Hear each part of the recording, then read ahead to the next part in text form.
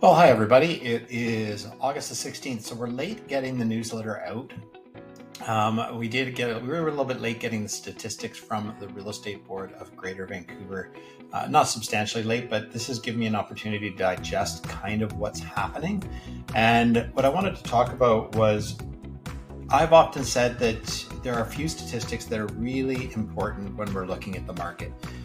We have noticed on the ground that the market has slowed down substantially, to the point where offers are coming in, but they are often no longer multiple offers, and offers are starting to come in below the asking price, like substantially below the asking price. However, the sellers are not accepting the offers. So what's transpiring is not as many sales are occurring.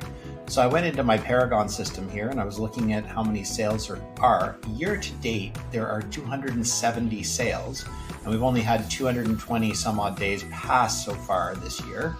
And in the last 30 days, there were only 24 sales. So that's roughly a reduction of about 20 to 30% of sales, which is a fairly substantial number, especially considering July is usually one of the more busy months. Yes, we get the summer doldrums and they're not quite as busy as March and May, but it still should be quite busy.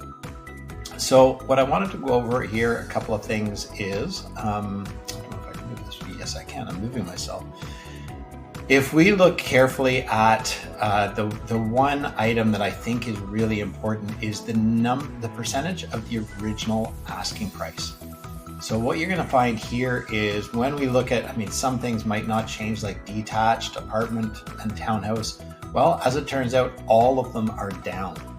So what that is showing us is that people are willing to negotiate a little bit more. I'm not seeing that on the ground quite so much anymore, and we're not down below that sort of 96% critical level, but we're getting very close.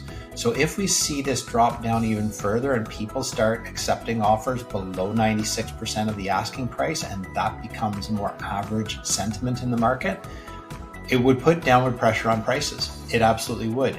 The scenario of how that works is that if properties are accepting and sales are being posted much lower than the asking price, let's say, you're getting 5% off of the asking price.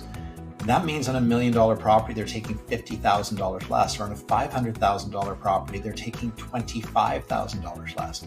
So when somebody with a comparable property sees the sale get posted, they could start to panic as we get into winter and go, we need to sell. What's it going to take?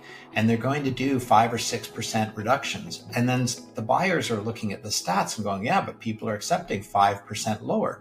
So you start getting this snowball effect that happens. And what ends up occurring is that people start writing offers quite a little bit below asking price, but sellers are starting to reduce their price.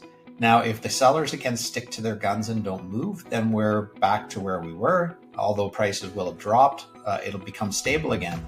But if we get into a panic scenario where people just start selling and offers come in lower and they need to get rid of them before the winter, then you're going to see some prices possibly fall. Now, days on the market is also going up. We're now up to 30 days on the market. And realistically, it takes 30 to 90 days to sell a property. And the sales to active ratio is one that we talk about a lot, and it is just below 0.2. And any lower than this, and again, you get into a buyer's market. So right now it's quite a balanced market. As you can see here, through 2020 into 2022, that was a definite seller's market. So the sales to active ratio, again, is just the number of sales happening relative to the number of listings coming on. So if the number of listings is higher than the number of sales, that ratio will drop, which means there is more inventory to buy and it's not getting sold. So that really is the market in a nutshell. Number of sales have dropped. The prices are starting to get a little bit of pressure on them. And throughout August, I think there could be potentially going into the winter, substantial pressure happening on the market.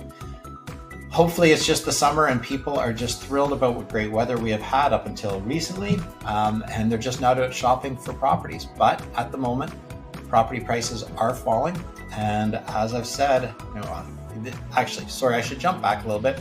So housing prices, as far as the housing price index, It has continued to rise slightly, but that's to be expected, especially when you get to the point where sellers are having to sell, because what happens is higher priced properties will still sell because those people don't need financing in order to necessarily buy their properties. They're not in critical positions. They're just like, yeah, we'll buy, yeah, we'll sell. It's not a big deal. Whereas people that are in the lower income bracket are also like struggling to make sure that they can afford things, or struggling to make sure they get the most out of their home. So it causes a bit of a push in the HPI, which is again not super reflective of right now's market, but more reflective of 30, 60, 90 days ago. So the median price has gone up. This is again ridiculous number when you look at the percentage of original price and the days on market. Total inventory has come down a little bit, but we're actually up still near all-time highs. So I think that's something to consider. New listings coming to the market, average, but still on the lower side if you look across the board. So that's where we sit right now in the Squamish market. The next 30 to 90 days will be really, really interesting to watch, but I think you're going to see a little bit of downward pressure on prices moving forward. If anybody ever has any questions about the market, feel free to give me a shout anytime, and I look forward to chatting with you. Again, Simon Hudson with McDonald Realty, 604-892-8155, or you can email me, simon@simonhudson.ca. Thanks very much, and have a fantastic rest of your summer.